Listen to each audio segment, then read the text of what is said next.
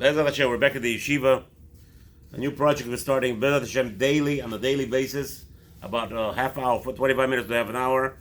We're going to be learning in Hilchot Or L'Tzion, the She'elot U'Teshuvah.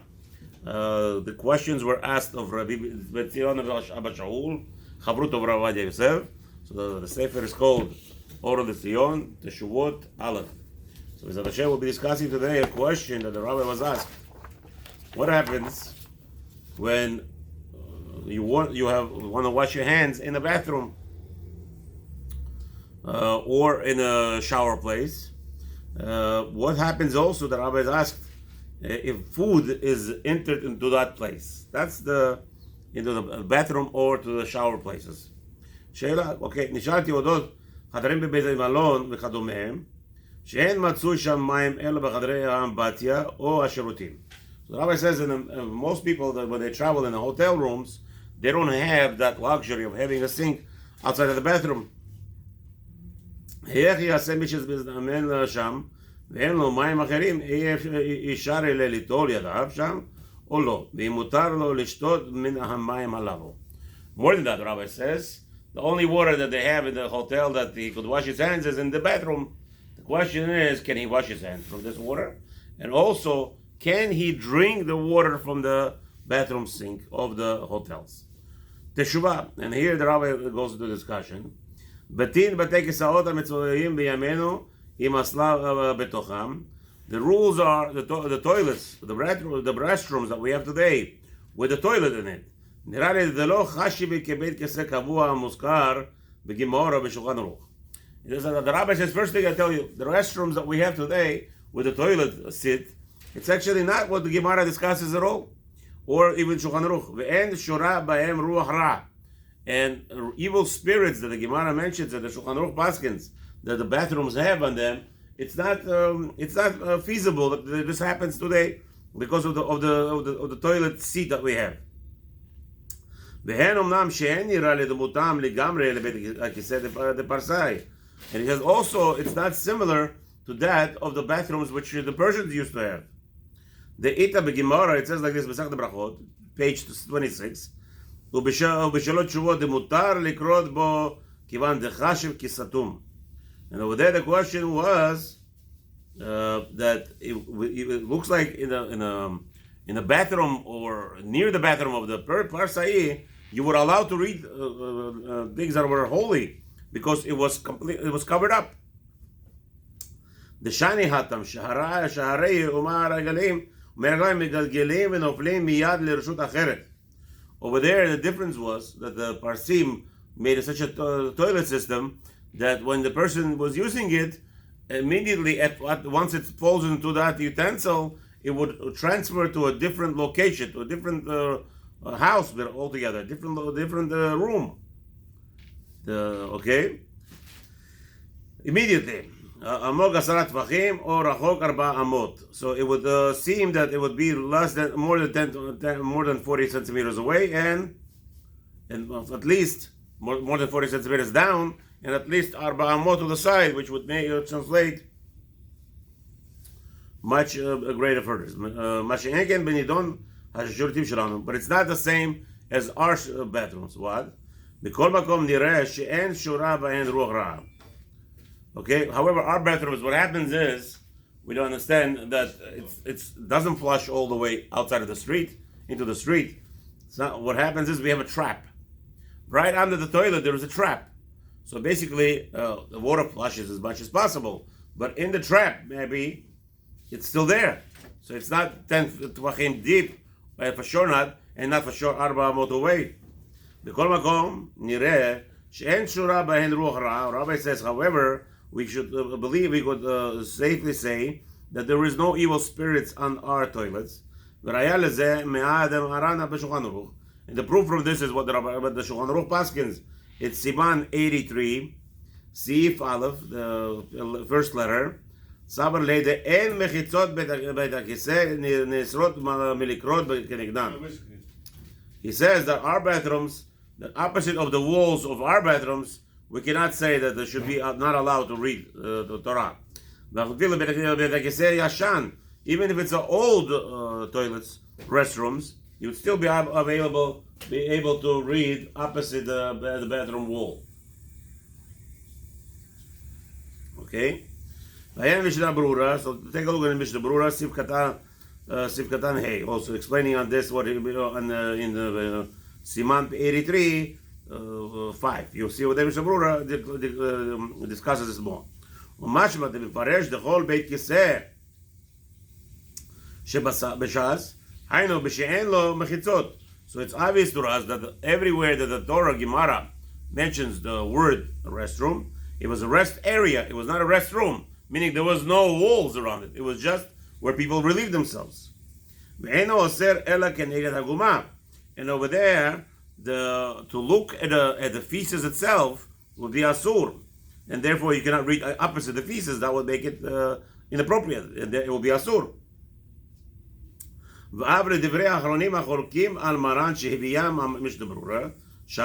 Even though those that are arguing and brought down by Mishnah Brura over there on Shulchan Aruch, the Savalei the Av Echa the Ita le Mechitzot the Yanin le Kemot Tzuatzba Basur le Krot Kenegdan. בכל מקום נראה דהיינו דווקא בבית הכיסא שלהם שאין בית קיבול לצואה שבתוכן. אבל בזמן הזה שיש אסלה, אפשר דאף האחרונים, הנראה יודו שמותר לקרוא כנגד המחיצות, ורק האסלה הנידונית לדור כגרב של ראי ולא המחיצות. Like this. What happens is the Rabbi is saying like this. You know, in the time of Maran, they had their toilets were not designed like Parsaim, not like Persians. They had a toilet, a hole, basically, which was not so deep, and they were gathering there, number two, and drying it out or whatever. I mean, I grew up in Tashkent. That's how we had it. We had a hole in a special room in the hole. So now, when you're facing that room, you would be asur to daven to. The daven would pronounce anything a kodesh, holy. Why? Because the excrement is right outside, right behind this wall. So basically, the excrement was revealing to the wall, and now, so to speak, the wall it would be one interruption, and that would not be suffice. Unlike the Persians, where the Persians had the toilets, when something goes in right away, goes to a different building altogether, that would be not a problem. We don't have that today because we have traps in our bathrooms, in the toilets, even though it's supposed to flush. Go all the way out to the to the street, to the sewer, but it's not happening right away. So the question is, what's about our walls, our bathrooms? So the Rabbi says, not a problem, because we have this toilet seat that actually contains in it and hides within it the excrement, or number one. Then it would not be a problem for the walls of the toilet of the restroom. Why? Because now the walls are not a direct connection to the dirt. The dirt is inside the toilet seat. So the Rabbi says here, therefore, you would be, first resolution is, you will be allowed to daven opposite our toilet walls, toilet room, without any hesitation, because of that purpose as we just described. ולפי זה נראה שאפשר לקחת מים מן הכיור שנמצא בחדר השירותים כדי ליטול בהן את ידיו. אבל אין ליטול ידיו בתוך האמבטיות עצמן. So the Rabbi says, from here you see that you could take the water from the sink of the bathroom, but the Rabbi says you cannot wash inside the bathroom.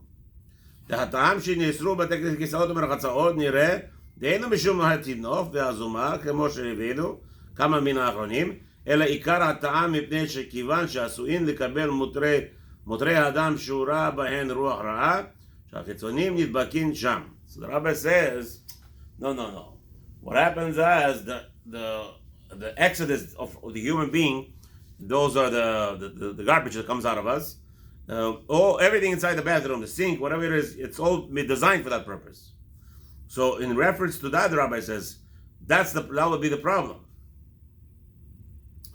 To wash inside the bathroom. So you have to take the water. You could take the water, make sure it doesn't touch anything with a cup, and take it outside, and you could wash it without a problem. But to remain in there would be a problem. The problem, not because of cleanliness, not because the place is clean, it's because the room is designed for the dirt to come out of you. And therefore, because the room is designed for the dirt to come out of you, there is ruach ra, evil spirits are in that room. תדע שהטעם העיקרי הוא משום מותרי האדם ולא משום תינוב גרידה. Again, the whole reason the Rabbi note the following. The whole Isur inside the bathroom is because of what? It's because of all the things that come out of a person there, the dirty stuff. And not because of cleanliness. This that we learn it from Shulchan Aruch in Seif Bet, in Perek 83, the Siman 83, Seif Bet, with letter 2, Vegimel, and the third. דאם אז בית הכיסא ועדיין לא נשתמש בו, אסור לקרות בתוכו. So let's say you build a restroom, and you said, here I'm going to use the restroom. So even in that case, you just made a proclamation. In that case in itself, inside that room, you will be prohibited to taking to read the Kriyat Shema. וכן אם אמר בית זה יהיה בית כיסא. And also if a person said this room will be a room for a restroom, ואמר על בית אחר וגם זה, and then he just said the words and also that room, שניהם נאסרים, both of them will become asur, says the Rabbi. Okay, why? הרי הם נקיים מכל נתינות. The Rabbi says, I don't understand, why should it be asur? Why can't you read inside the Kriyat Shema? The reason is they're not even used one time, they're all clean. צריך לומר שעל ידי הדיבור והזמנה שורה עליו רוח רע ולא משום תינוב גרידא. You see, from the moment that you uttered it out of your mouth, the fact that you're going to be using these rooms for that purpose, that in itself already allows evil spirits to settle in there, and that not even have to do nothing to do with dirt. וזהו עיקר טעם של חכמים שאסרו וכיסו הטעם. This is the main reason why the rabbis have prohibited inside to read Kriyat Shema, and that's the reason.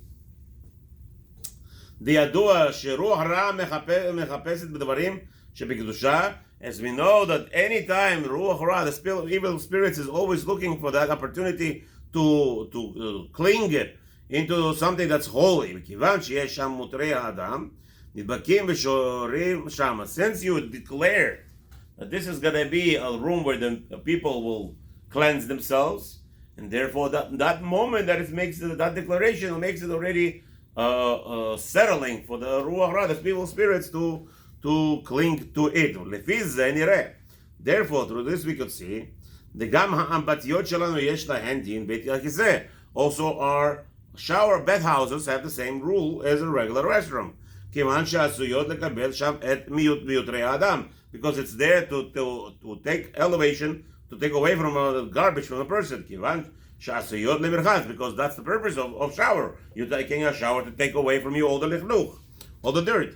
ובזה מיושב גם כן מה שנהגו אנשים לברך על הטבילה בתוך המקווה, וכיוון שאינו עשוי לקבל מותרי אדם, אין שורה שם רוח רע. Look at this beautiful. Why are women not allowed to make a bracha inside the mikveh? Because the mikveh was not designed to clean her. The mikveh was not designed to clean this lady. Therefore, since it's not designed to clean her, because remember, she took all the showers before, she took all the baths before, now she's just going there to dip. So that purpose, since she's in the water and she's covered, okay, so she could dip over there and make a bracha. If what's his name? If she so again, that's a difference in minhagim. So again, let's say even Ashkenazim, right? So she has a rope outside, standing up outside of the dip, outside of the water. So she makes a bracha, takes off the rope, goes inside. Why would that be mutar? The reason why it's mutar, because that room is not designed for all the dirt to come out of you. That room is not designed. It's designed for spiritual cleanliness. We are not at all talking about spiritual cleanliness that would make the place that will make evil spirits to clean in there. That would not be beneficial. So the rabbi said only in a place where you are cleaning yourself. Number one, number two, it doesn't matter what. That and shower also, which is also designed for that purpose.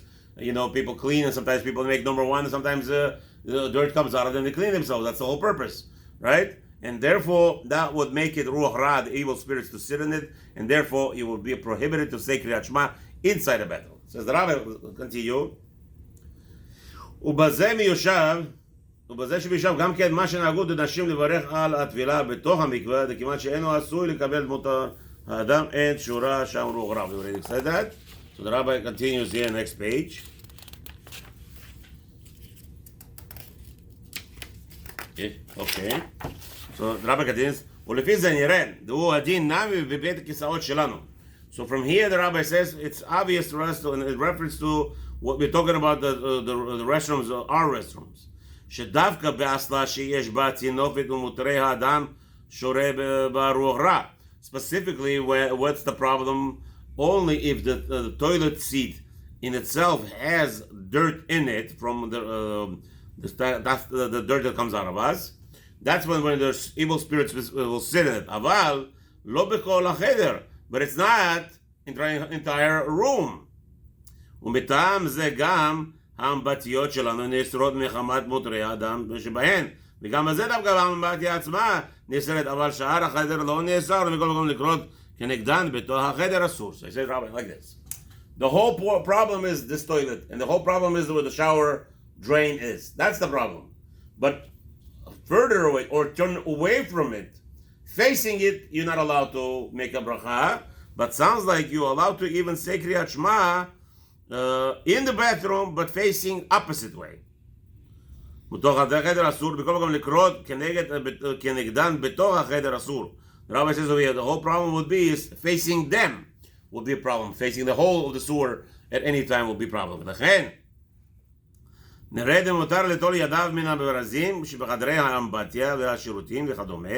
Therefore, the Rabbi says, since you could, let's say, face backwards towards the toilet, and you're washing your hands in the sink, that would be allowed, no problem. והוא שמותר לשתות מן המים הללו מיהו פשוט שלא יברך שם.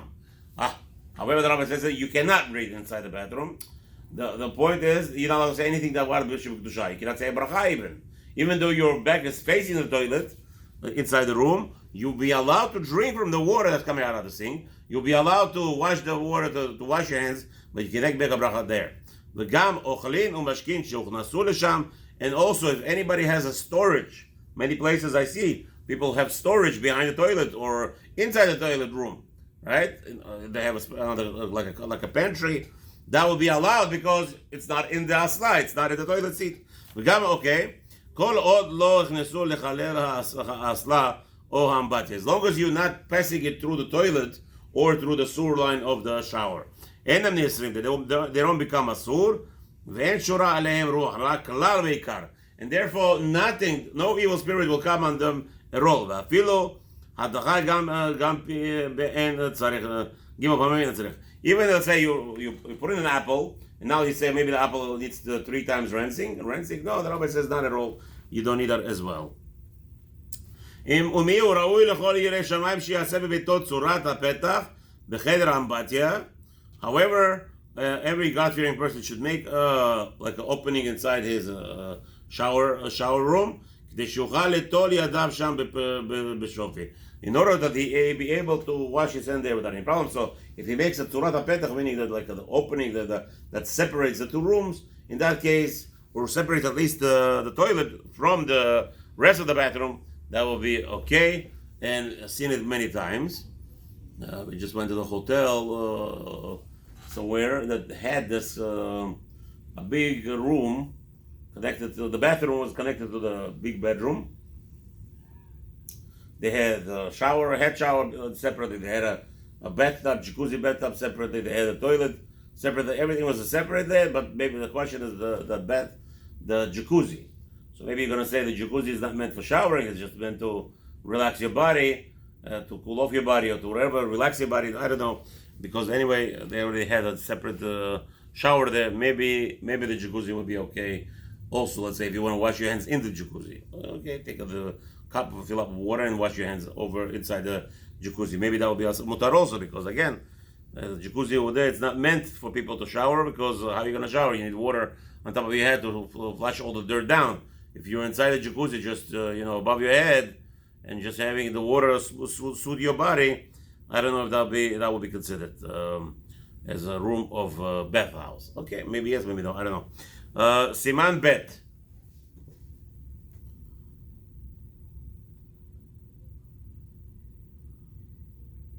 אם גוי או מכונה מועיל בדבר הצריך לשמה. What does that mean?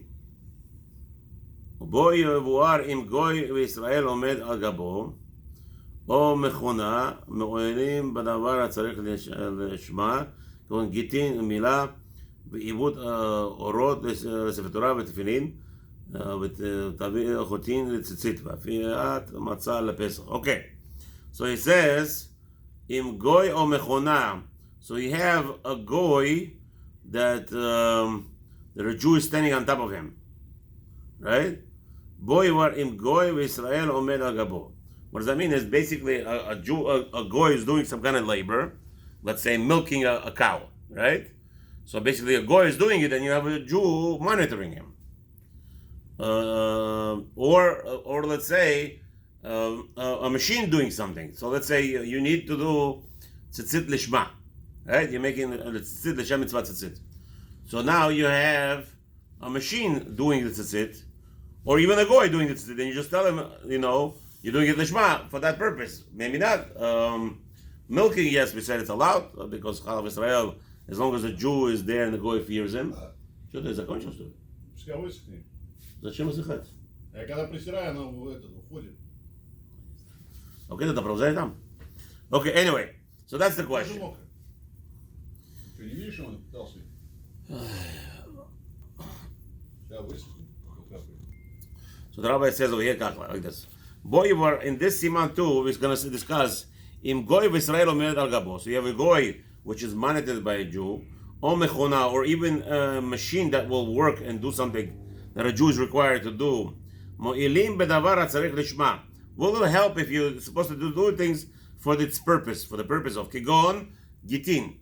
Can you tell the printer? Can you watch over the printer and I guess print? It will print the get. Umila. What about a goy doing circumcision? A doctor, a goy, and you're a Jew. Will it be an ayah for you just to be standing there? What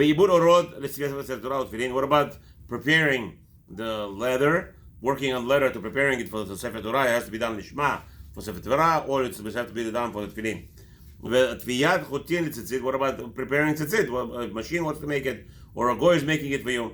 What about even baking matzah lepesach?